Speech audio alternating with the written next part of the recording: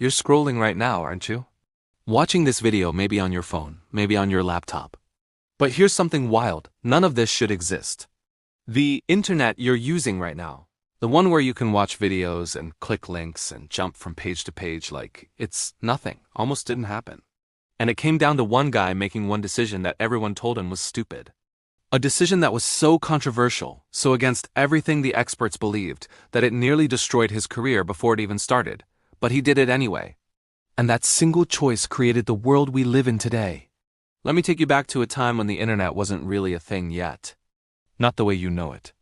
This is 1989. The Soviet Union is still around. The Berlin Wall is still standing. And computers? They're these massive, expensive machines that only universities and big companies have. Most people have never even used one. The idea of having one in your home sounds like science fiction. But there's this place in Switzerland called CERN. You might have heard of it. It's where they do all that particle physics stuff, smashing atoms together and trying to figure out how the universe works. It's this huge research facility with thousands of scientists from all over the world. And these scientists have a problem. A really annoying problem that's wasting tons of their time. See, when you're doing cutting-edge physics research, you need information. Lots of it. You need to know what other scientists are discovering. You need to read their papers, look at their data, understand their experiments. But in 1989, getting that information is a nightmare. If you want to read someone's research, you have to know exactly where it is. Maybe it's on this computer system over here. Maybe it's on that one over there. Different computers, different systems, different ways of accessing them. You can't just search for something. You have to know the specific location, the specific format, the specific commands to type in. It is like trying to find a book in a library where nothing is organized and there's no card catalog, and every section has its own secret language you need to learn. One scientist at CERN is getting really frustrated with this. His name is Tim Berners-Lee, and Tim is just a regular guy, you know? British, kind of quiet, not trying to change the world or anything. He's just trying to do his job. But his job requires him to constantly look up information on different computer systems, and it's driving him crazy. Hours and hours wasted every week just trying to find simple pieces of information that he knows exist somewhere but can't easily access. Tim starts thinking about this problem. And he has an idea. What if you could link information together? Not just store it in one place but connect it. So when you're reading about one experiment, you could just click and jump to related information. And then click again and jump somewhere else. Like following threads of thought wherever they lead. Now, this doesn't sound revolutionary to you because you do this every single day. You click links constantly. It's so normal you don't even think about it. But in 1989, this is not how computers work. At all. Information is isolated, trapped. Each piece of data sits in its own little prison. And if you want to access it, you need to know exactly where that prison is and have the right keys to open it. Tim writes up a proposal. He calls it Information Management, a proposal. Pretty boring title. And the proposal itself is honestly kind of vague and theoretical. He's basically saying, hey, what if we could make it easier to share information by linking documents together across different computers? His boss at CERN reads it and writes on the top, vague but exciting. Then nothing happens. Nobody really cares. It's just one guy's random idea. But Tim can't let it go. He keeps thinking about it. Keeps refining it. And by 1990, he's ready to actually build the thing. He's going to create a system that lets you link documents together across different computers. He needs 3 main pieces to make this work. First, a way to identify where information is located. He'll call this a URL, a Universal Resource Locator. Second, a way to transfer that information between computers. He'll call this HTTP, Hypertext Transfer Protocol. And third, a language for creating documents with links in them. He'll call this HTML, Hypertext Markup Language. These 3 things, URLs, HTTP, and HTML, are the foundation of the web you're using right now. Every single website you've ever visited uses these 3 inventions. But back then, they're just ideas in Tim's head that he needs to turn into reality. He starts coding. He's using this fancy new computer from Next, the company Steve Jobs started after getting kicked out of Apple. It's got a nice screen and a graphical interface, which is pretty rare in 1990. Most computers are just text on a black screen. And Tim is writing the code for the first web browser and the first web server. The browser is the program that lets you view web pages. The server is the computer that stores those pages and sends them to you when you ask for them. By the end of 1990, he's got something working. It's basic, really basic, but it works. You can create a document with links in it, click on those links, and jump to other documents. Even if those other documents are on completely different computers. He shows it to some people at CERN. They think it's neat but don't really get why it matters. Here's where things get interesting. Tim has built this system, and now he has to make a decision. A decision that will determine whether any of this actually matters or whether it just becomes another forgotten computer experiment that nobody uses. The decision is this. What's he going to do with it? In 1990, if you invent something, the normal thing to do is patent it, protect it. Make sure you own it and can control it and make money from it. That's just common sense, right? You put in all this work, you should benefit from it.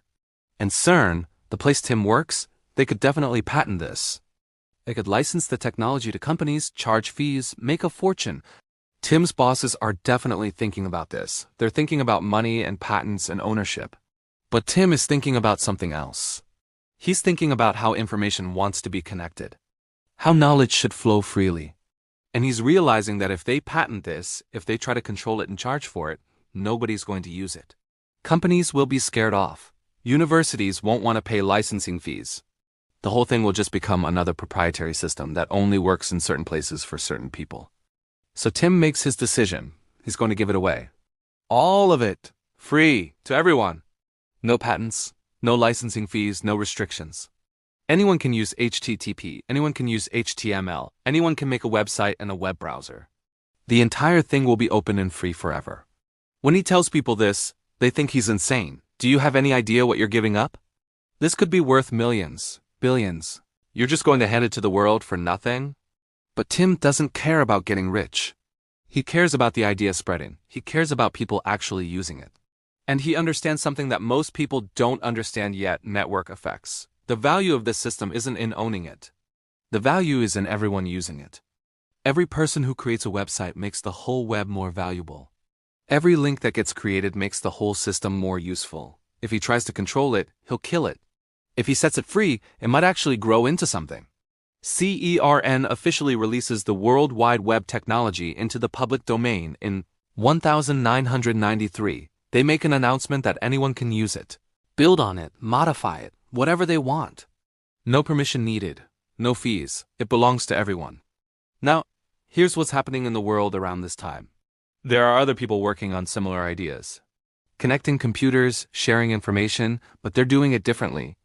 They're building closed systems. Proprietary systems. Systems where you need special software and special permission and everything is controlled by one company. There's this thing called Gopher that's getting pretty popular.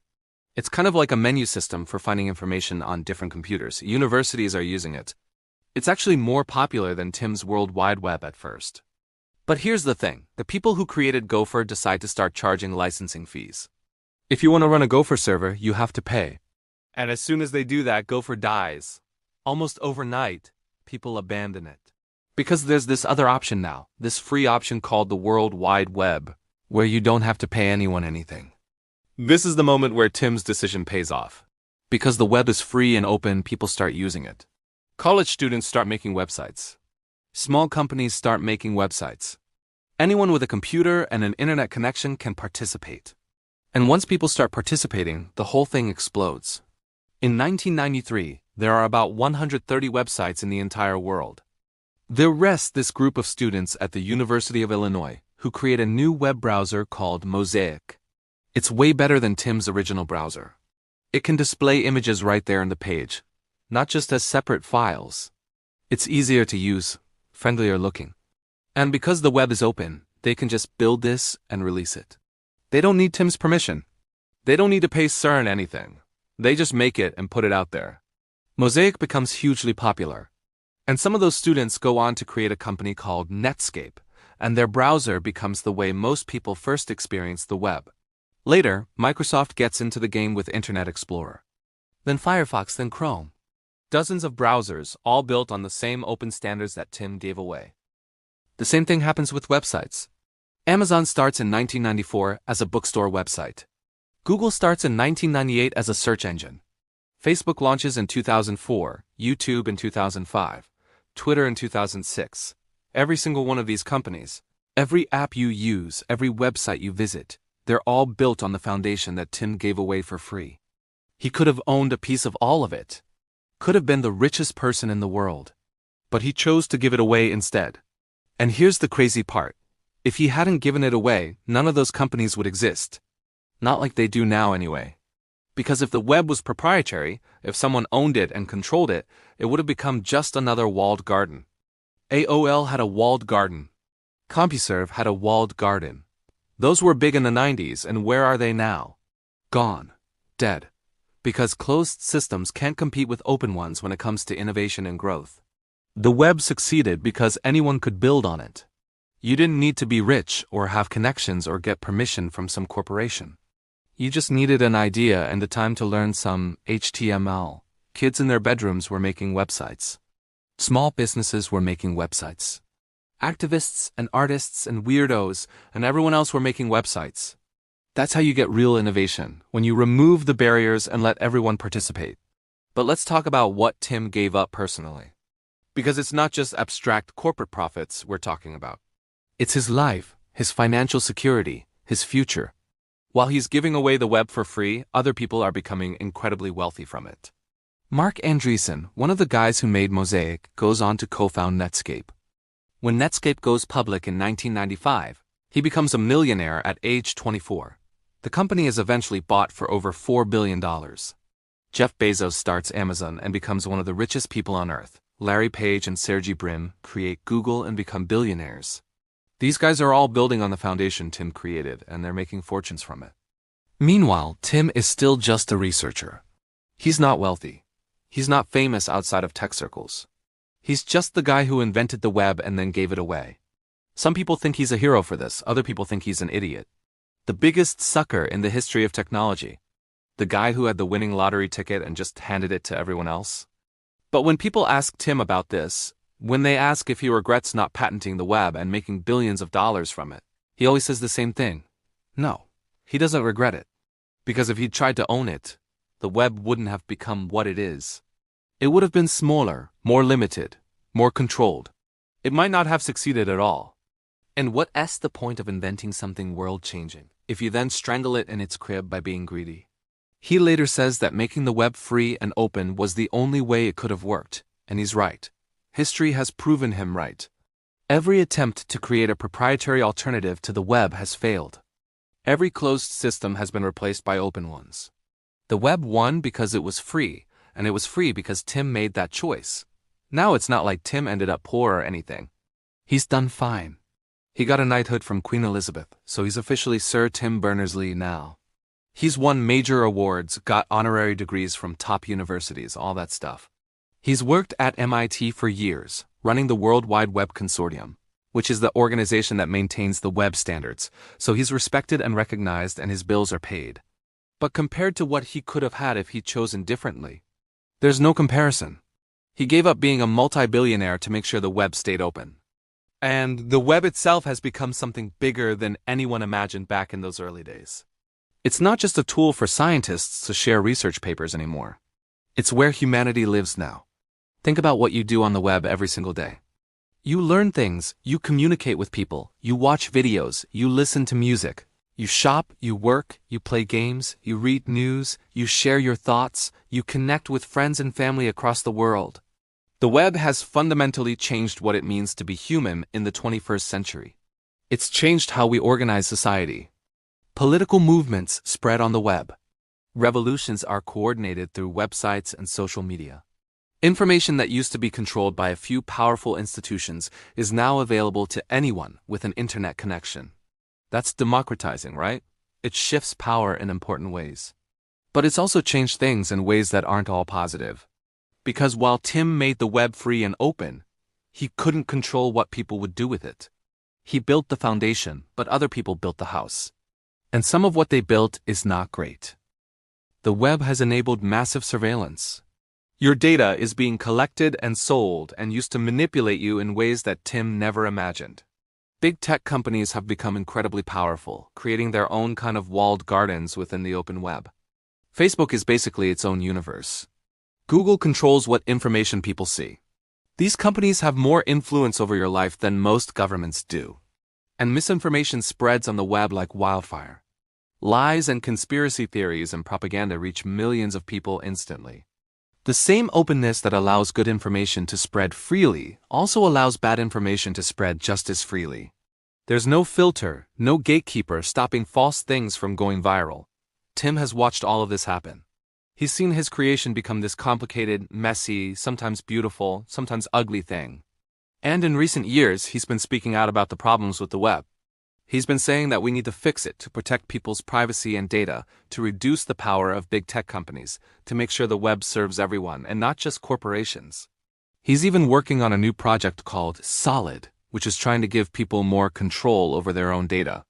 The idea is that instead of Facebook or Google owning your information, you would own it yourself and just let them access it when you choose to. It's an attempt to recapture some of the original spirit of the web, putting power in the hands of individuals rather than big institutions. But here's the thing about that original decision Tim made. The one to give the web away. You can't undo it now. The web exists as this global, open, chaotic system because he made that choice. And all the good parts and all the bad parts flow from that same source. The creativity and innovation and connection between people, and also the surveillance and manipulation and misinformation. It all traces back to that moment when Tim decided to let go. There's a version of history where Tim patents the web, where HTTP and HTML are proprietary technologies owned by CERN or by some company Tim starts. In that version of history, maybe we still have an internet, but it looks completely different. It's more controlled, more expensive, more limited in who can participate. Maybe it's better in some ways, fewer scams, less misinformation, more accountability. But it's also worse in other ways, less innovation, less freedom, higher barriers to entry. We can't know what that alternate history looks like because we don't live in it. We live in this one, the one where Tim gave it away. And for better or worse, that decision created the world you're living in right now. The device you're using to watch this video, the platform hosting this video, the ability for me to make this video and for you to find it, all of that exists. Because one guy decided that sharing was more important than owning. Think about how rare that is. How often does someone have the opportunity to become incredibly wealthy and powerful and they just don't take it? They choose something else instead. Most people would have taken the money. Most people would have protected their invention and cashed in. And honestly, nobody would have blamed Tim if he'd done that. He deserved to profit from his work. But he understood something deeper. He understood that some ideas are bigger than any one person.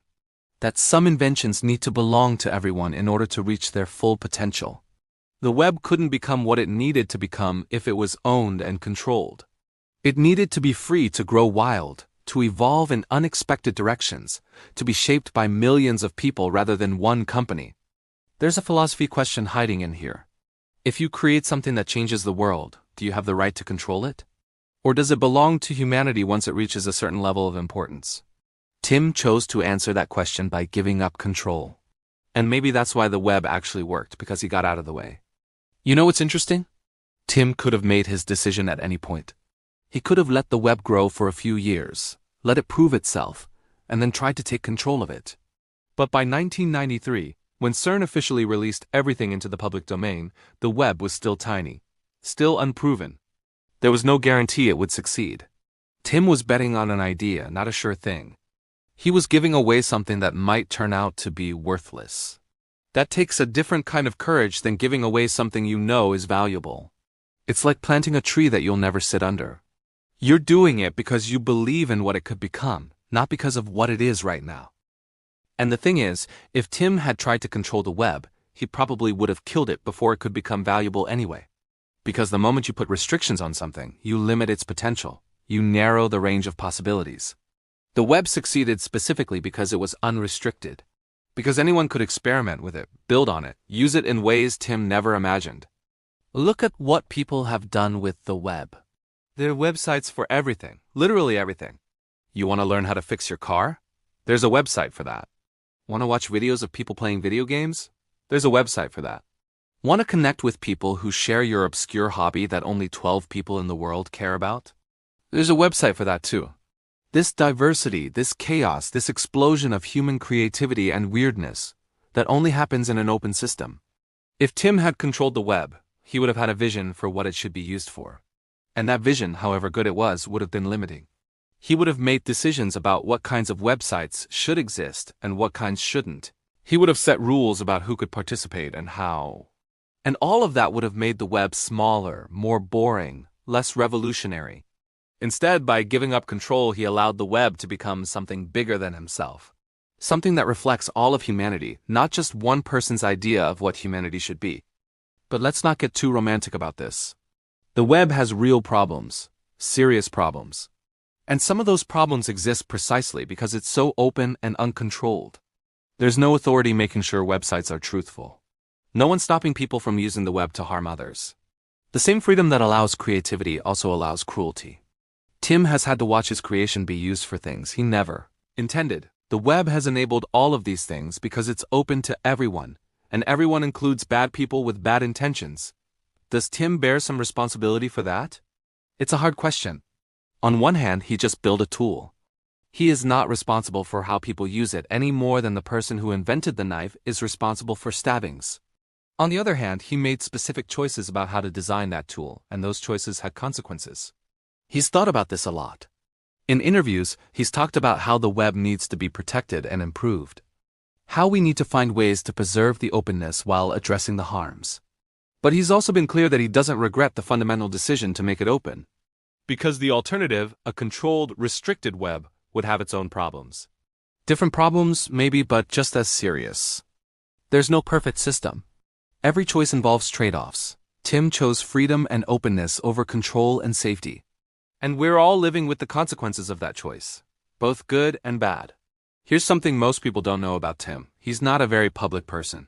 He doesn't seek attention or fame. He could be out there giving talks and making media appearances and writing books and basically being a celebrity. People would definitely want to hear from the guy who invented the web. But he mostly just keeps working, trying to solve problems, thinking about how to make things better. He's not interested in being worshipped as some kind of tech god. And maybe that's related to why he made the decision he made, because it wasn't about him. It was never about him. It was about the idea, and the idea needed to be bigger than any individual person in order to work. There's a lesson in that, I think, about ego and ambition and what success really means. Tim could have been the richest person in the world. He could have been more powerful than any tech CEO today. But he would have had to sacrifice the thing he actually cared about, the vision of a free and open web that connects all of humanity. So what did he choose? He chose the vision over the money, the impact over the credit, the collective good over personal gain. And because he made that choice, you're able to watch this video right now. I'm able to make it. We're able to have this moment of connection across space and time, you and me, because Tim gave away what he could have kept. That's the decision that changed everything, not just the internet, but the world. Because the internet has reshaped society in fundamental ways, and it all traces back to that choice. Think about your own life. How much of it happens on the web now? How many of your relationships exist primarily through websites and apps? How much of your knowledge comes from things you've read online? How do you entertain yourself, educate yourself, express yourself? Chances are, the web is central to almost everything you do. And none of that would exist, at least not in this form, if Tim had been a normal person making a normal decision. If he'd been greedy or cautious or conventional. But he wasn't. He was something else. Someone who understood that some things are more important than money. The story of the web is often told as a story of innovation and technology, and it is that. But it's also a story about values and choices, about what kind of world we want to live in. Tim had a chance to own the future, and he gave it away because he wanted that future to belong to everyone. Was he right to do that? You're living in the result of his decision, so you can judge for yourself. Look around at the world the web has created. The good parts and the bad parts. The connection and the isolation. The information and the misinformation. The creativity and the exploitation. All of it exists because Tim chose to let go.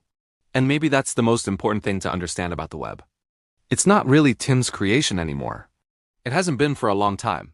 It belongs to all of us now. We're all building it, shaping it, using it, breaking it, fixing it.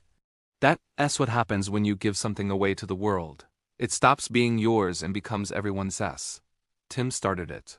But we're all continuing it. Every website you visit, every link you click, every comment you leave, every video you watch, you re-participating in this ongoing creation that began with one person's decision to share instead of hoard. And that's kind of beautiful, isn't it? In a world that often feels like it's all about taking and keeping and protecting what's yours, here's this massive thing that exists because someone gave it away. The foundation of the modern digital world, just handed over freely to anyone who wanted to use it. There are other stories like this in the history of technology, but not many. Jonas Salk refused to patent the polio vaccine because he wanted it to be available to everyone. That's a similar kind of choice. But the web might be even more significant because of how thoroughly it just changed everything about how we live. It's just hard to think of anything that has had a bigger impact on daily life in the last 50 years. And it almost didn't happen. That's what gets me. If Tim had been a slightly different person, if he'd valued money over mission, if he'd listened to the people telling him to protect his invention, the world would be completely different right now. You'd be living a different life. We'd all be living different lives. One decision, one person. That's all it took to set everything in motion. And the decision wasn't to build something because Tim built it regardless. The decision was what to do with it after it was built, and he chose to give it away. So the next time you're clicking around on the web, maybe think about that for a second. Think about the fact that you can do this, that all of this exists, and is available to you because someone decided a long time ago that it should belong to everyone. Not to a company, not to a government, not to the inventor himself, to everyone. That's the decision that changed the internet forever. Not the invention itself, but the choice to set it free. And we're all living in the world that choice created. Now let me tell you about what happened after that decision was made, because the story doesn't end there. It actually gets even more interesting when you see how the web evolved and how Tim's decision continued to shape everything that came after. When the web first started spreading in the early 90s, it was still pretty basic. Text, links, maybe some images.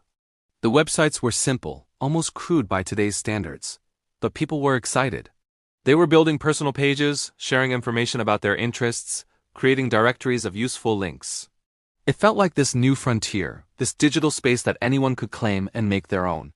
One of the first big uses of the web was at universities. Students and professors started putting their research online, creating pages for their departments, building tools to help with education. This made sense because universities already had internet connections and people who knew how to use computers.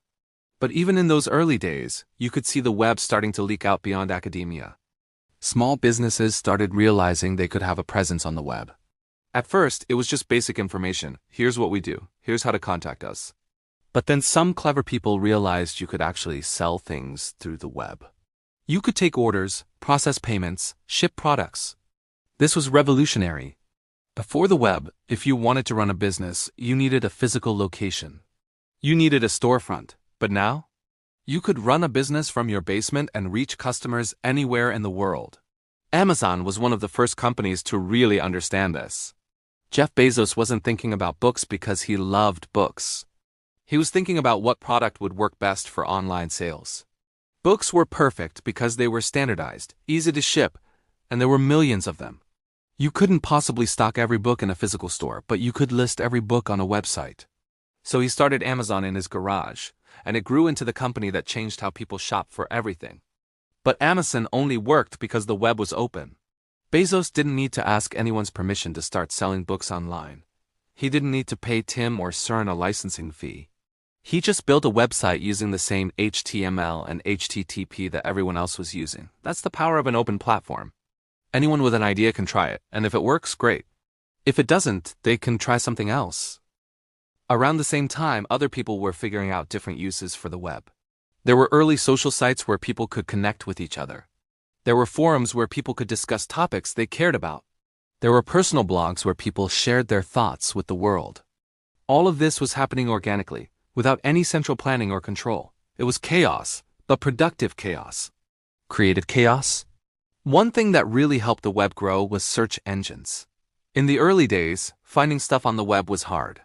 There were directories where people manually organized links into categories, but these got outdated fast. The web was growing too quickly for humans to keep up. So people started building automated search engines that would crawl the web, index everything, and let you search for what you needed. Google wasn't the first search engine, but it was the best. Larry Page and Sergey Brin figured out that you could rank websites based on how many other sites linked to them. It was like a popularity contest, but it worked surprisingly well. If lots of reputable sites linked to a page, that page was probably important and relevant. This became the foundation of Google's algorithm, and it made Google the most powerful company on the web. But again, Google only worked because the web was open. Page and Brin could build a search engine that crawled every website because there were no barriers stopping them. They didn't need anyone's permission. They just wrote code that followed links from page to page, building a massive index of the entire web. If Tim had made the web proprietary, if websites needed licenses to exist, Google couldn't have happened. Or it would have been way more limited and expensive. As the web grew, it started changing culture in fundamental ways. Music was one of the first industries to get completely transformed. In the late 90s, people started sharing music files online. MP3 files that you could download and play on your computer. This freaked out the music industry because suddenly people could get music for free instead of buying CDs. Napster was the big one. It was a service that let people share music files with each other directly. The record companies hated it and sued it out of existence. But it didn't matter because the idea was out there now. People had tasted the freedom of accessing any music they wanted instantly, and they weren't going to go back to the old way of doing things. Eventually, the music industry had to adapt. They created legal services like iTunes and Spotify where you could access tons of music for a reasonable price. But this only happened because the web had already disrupted their business model. The same pattern repeated with other media. Newspapers and magazines struggled as people started getting their news online for free. Television networks worried as people started watching videos on the web instead of on TV. Every traditional media company had to figure out how to adapt to this new world where their content could be distributed globally at basically no cost. And then there was social media. This changed everything about how people interact with each other and how information spreads through society. It started simple. Friendster and MySpace let you create a profile and connect with friends. But these early social networks were kind of clunky and didn't really take off with mainstream users. Facebook changed that. Mark Zuckerberg built it initially just for Harvard students, but it spread to other universities and then to everyone. The key insight was making it based on real identities and real relationships. You connected with people you actually knew, not random strangers. This made it feel safer and more personal. And because the web was open, Zuckerberg could build Facebook without asking anyone's permission. He just needed a server and some code. Facebook grew insanely fast. Within a few years, hundreds of millions of people were using it, then billions. It became this central hub of online life where people shared photos, posted updates, organized events, played games, everything. And Facebook made money by showing ads to all these users, becoming one of the most valuable companies in the world. But Facebook also showed some of the problems with an open web. Because the web was open, anyone could build a massive platform and make their own rules about how it worked. Facebook decided what content was allowed, what got promoted, what got hidden. They collected huge amounts of data about their users and used it to target ads. They created algorithms that showed people content that would keep them engaged, even if that content was misleading or divisive. Tim watched all of this happening and started speaking out about it. He said the web was being broken by big companies that were centralizing power. Facebook, Google, Amazon. These companies were creating new kinds of walled gardens within the open web. You could technically leave Facebook and go somewhere else. But in practice, everyone was on Facebook, so leaving meant cutting yourself off from your social network. These companies had so much control over people's online lives that the openness of the underlying web almost didn't matter anymore. This is one of the biggest challenges facing the web today. How do you preserve openness and freedom while preventing companies from using that freedom to build monopolies and exploit users? It's a hard problem without easy answers. Some people think we need government regulation to break up big tech companies or force them to respect user privacy. Others think the market will solve it eventually, that new competitors will emerge to challenge the giants. Tim thinks we need to go back to the original vision of the web, with more distributed systems where users control their own data. That's what his solid project is about. Instead of storing your data on Facebook servers or Google servers, you'd store it on your own server or a server you trust. Then you give apps permission to access specific pieces of your data when you want to use them. So you could use a social media app without giving that app permanent ownership of everything you post. If you didn't like that app anymore, you could switch to a different one without losing your data or your connections. It's a good idea in theory, but it's hard to implement in practice. Most people don't want to manage their own servers. They want things to just work without thinking about technical details. And there's a chicken and egg problem where new systems need lots of users to be useful. But they can't get lots of users until they're already useful. This is why the big companies stay big. They already have the users, so everyone else has to use their platforms to reach those users. But the attempt to fix these problems is important, even if it's difficult. Because the web is too central to modern life to just let it be controlled by a few companies. We need to keep fighting for the original vision of an open web where power is distributed and users have control over their own digital lives. Let me tell you about some of the other ways the web has changed the world, because we've really only scratched the surface here. Education is a big one. Before the web, if you wanted to learn something, you had to go to a library or take a class or find someone to teach you. Now, you can learn almost anything online for free. There are video tutorials for every skill you can imagine. There are online courses from top universities. There are forums where experts answer questions. There are wikis where people collaboratively build knowledge bases. Wikipedia is maybe the best example of this. It's an encyclopedia that anyone can edit. That sounds like a terrible idea, right? How can you trust information that anyone can change? But it turns out that if you have enough people watching and editing, the truth tends to win out. Mistakes get corrected quickly, vandalism gets reverted, and you end up with this massive resource of reliable information that's available to everyone for free. Wikipedia only works because the web is open. Nobody owns the information on Wikipedia. It's all freely licensed, so anyone can use it, copy it, modify it. This is the same philosophy Tim had when he released the web. Give it away so everyone can benefit from it. And Wikipedia has become one of the most visited websites in the world, one of the most valuable educational resources ever created. The web has also changed how we work. More and more jobs can be done remotely now because you can communicate and collaborate with people anywhere through the web. You can send files, have video calls, work on shared documents, all without being in the same physical location. The pandemic in 2020 forced a lot of companies to try remote work, and many of them realized it worked fine. Some people can now live anywhere they want and do their job over the web. This has big implications for how society is organized. If you don't need to live near your office, you don't need to live in expensive cities. You can live somewhere cheaper or somewhere you just like better. This could spread economic opportunity more evenly across different regions. But it also creates new inequalities because not everyone has reliable internet access. If you're doing your job over the web, you need a good connection. If you don't have that, you're left behind. The digital divide is a real problem. In wealthy countries, most people have internet access. But in poorer countries, many people still don't. And even within wealthy countries, rural areas often have worse internet than cities. This means that all the benefits of the web, the education, the economic opportunities, the connections aren't evenly distributed. Some people get to participate fully in the digital world, and others are excluded. Tim has talked about this too. He says the web should be a right, something everyone has access to regardless of where they live or how much money they have.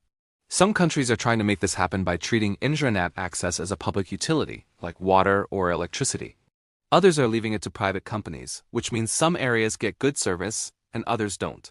Another way the web has changed things is through activism and political organizing. Social movements can now spread globally almost instantly. Someone posts a video of an injustice, it goes viral, suddenly millions of people are aware and angry. This has led to real change in some cases. Protests get organized through social media. Politicians are held accountable for things they say online. Corruption gets exposed when documents leak onto the web. But this cuts both ways. The same tools that activists use, authoritarian governments use too. They can monitor what people say online, censor content they don't like, spread propaganda to manipulate public opinion. China's Great Firewall blocks access to large parts of the web. Russia controls what information its citizens can see. Even democratic countries are figuring out how to regulate online speech, trying to balance freedom and safety. And misinformation has become a huge problem. False stories spread faster than true ones because they're often more dramatic and emotionally engaging. People share things without checking if they're accurate. Bots and trolls amplify divisive content. Foreign governments interfere in elections by spreading lies and confusion. This is corroding trust in institutions and making it harder for people to agree on basic facts. Tim didn't anticipate these problems when he created the web. How could he? He was just trying to make it easier for scientists to share research papers. He couldn't have imagined that his invention would become this global platform for everything. Commerce, entertainment, politics, social life, all of it. And he definitely couldn't have imagined how that platform would be weaponized and exploited in so many different ways. But here's the question. Would it have been better if the web was controlled from the start? If there was some authority deciding what was allowed and what wasn't, maybe that would have prevented some of the harm. But it also would have prevented a lot of the good. You can't have a system that's open enough for creativity and innovation, but closed enough to prevent all abuse. Those goals are fundamentally in tension. This is the central dilemma of the web. The same openness that makes it powerful also makes it dangerous. The same freedom that allows Wikipedia also allows conspiracy theories. The same tools that connect families also enable scammers. You can't have one without the other. Or at least nobody's figured out how yet. Some people think the answer is more technology. Better algorithms to detect misinformation. Stronger encryption to protect privacy. New protocols to give users more control. Others think the answer is better laws and regulations. Rules about what companies can do with user data. Requirements for transparency in how algorithms work. Consequences for spreading harmful content. Tim seems to think we need both. Better technology and better governance. But he's always clear that we can't lose the fundamental openness of the web. Whatever solutions we come up with, they need to preserve the ability for anyone to create, share, and access information freely. Because that's what makes the web valuable. That's what makes it worth fighting for. Let me tell you about one more thing that's changing because of the web: money. For most of human history, money was physical. Coins and bills that you held in your hand. Then we got checks and credit cards, which were still tied to banks and governments. But the web enabled new kinds of digital money that work differently. Cryptocurrency is the big one. Bitcoin was created in 2009 by someone using the name Satoshi Nakamoto. Nobody knows who this person really is. They published a paper describing how you could create a currency that doesn't need banks or governments. It would be decentralized, with transactions recorded on a shared ledger that everyone can see but nobody controls. This ledger is called a blockchain. Bitcoin only works because of the web. The blockchain needs to be distributed across thousands of computers around the world, all communicating with each other through the internet. Without the web, you couldn't have this kind of decentralized money. And Bitcoin's success has inspired hundreds of other cryptocurrencies, each trying to improve on the original idea or serve different purposes. Some people think cryptocurrency is the future of money. Others think it's a speculative bubble that will eventually crash. But regardless of whether Bitcoin specifically succeeds, the idea behind it is important.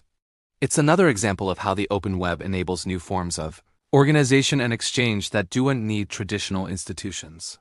You don't need a bank to use Bitcoin. You don't need a government to issue it. It exists purely as information on the web, maintained by the community of people who use it. This same principle, using the web to create systems that don't need traditional institutions, is being applied to lots of other things. People are building decentralized social networks where no single company controls the platform. Decentralized marketplaces where buyers and sellers can trade without intermediaries. Decentralized organizations where decisions are made by all members instead of a board of directors. Some of this stuff works, some of it doesn't. A lot of it is still experimental. But the fact that people are trying these things, the fact that they can try them without asking anyone's permission, that's because of the decision Tim made to keep the web open. If the web was proprietary, these experiments wouldn't be possible. You'd need approval from whoever owned the web before you could build anything new. So where does all of this leave us? What's the final verdict on Tim's decision? I think the decision to make the web free and open was absolutely the right one. It enabled an explosion of creativity and innovation that has transformed human civilization. Billions of people have benefited from it. New industries have been created. Knowledge has been democratized. People have been connected across distances that used to be impossible to bridge. But that decision also came with costs. The web has been used for harm as well as good. It's enabled new forms of manipulation, exploitation, and abuse. It's created new inequalities and amplified existing ones. It's made some problems harder to solve by giving them global reach and instant spread. Both of these things are true at the same time. The web is both the best thing and the worst thing to happen to modern society. And Tim's decision to make it open is responsible for both the best and the worst. That's what makes it such a fascinating decision. It's not simple. It's not purely good or purely bad. It's complicated and messy and full of unintended consequences, just like most decisions that really matter.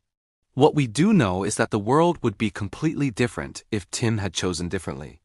If he'd patented the web and tried to control it, we wouldn't have the internet we have today. Maybe we'd have something else, some other system that developed later. But this specific web, the one that's become so central to modern life, only exists because Tim gave it away. And that's worth remembering. When you're frustrated with the internet, when you're dealing with trolls or scams or misinformation or whatever else, remember that you're experiencing the consequences of freedom. Freedom is messy. It allows people to do bad things as well as good things. But the alternative, a controlled, restricted system, has its own problems that might be even worse. The web is still evolving. It's not done yet.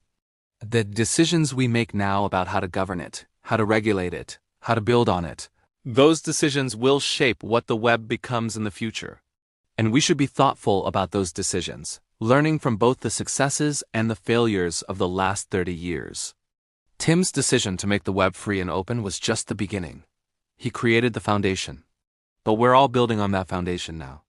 Every person who uses the web, every company that operates on it, every government that tries to regulate it, we all making decisions that will determine what the web becomes. And maybe that's the most important lesson from Tim's story. That one person's decision can change the world, but it doesn't determine everything. Tim set things in motion, but he didn't control where they went. He gave the web to humanity, and humanity has done all sorts of things with it, both expected and unexpected. So, what will we do with it? That's the question facing us now. We have this incredible tool, this global network connecting billions of people. How do we use it wisely? How do we preserve the good parts while fixing the bad parts? How do we keep the openness and freedom while preventing harm? These aren't easy questions. There aren't simple answers. But they're worth thinking about. Because the web isn't going anywhere. It's only going to become more important, more central to how we live our lives. And the choices we make about it matter. They matter just as much as Tim's original choice to give it away. One decision changed the internet forever. But it's not just one decision anymore. It's millions of decisions made by millions of people every single day. And those decisions, collectively, are determining what kind of future we're building. Tim gave us the tools. What we build with them is up to us. And that's both exciting and terrifying because it means we have responsibility. We can't just blame Tim or CERN or big tech companies for everything. We're all part of this now. We're all making the web what it is, for better or worse. So the next time you click a link, post something online, or just browse around the web, remember that you're participating in something bigger than yourself. You re-part of this ongoing experiment in human connection and information sharing that started with one guy in Switzerland deciding to give away his invention. And maybe, just maybe, that'll make you think a bit more carefully about how you use the web. About what you create, what you share, what you amplify. Because we're all building this thing together. And the decisions we make, big and small, are shaping what it becomes. That's the real story of the web. Not just Tim's decision, but all of our decisions. The web is what we make it. And we're still making it every single day. Subscribe if you want more stories about the decisions that changed everything.